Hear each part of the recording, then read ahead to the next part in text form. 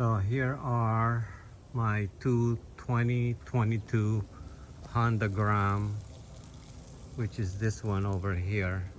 It's my Honda GROM 2022 in special color white. I like it a lot,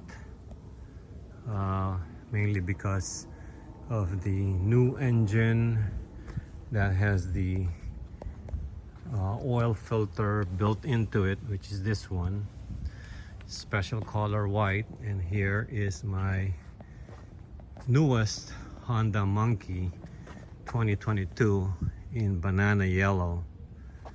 It's just as beautiful as my blue one, and I love them both. It has the 5-speed transmission. It has that new oil filter in there too. I like the silver. It makes the banana yellow color pop out. Both of them have the golden upside down fork in front, and they are just fun bikes to ride. Really fun bikes to ride. Truly enjoying it.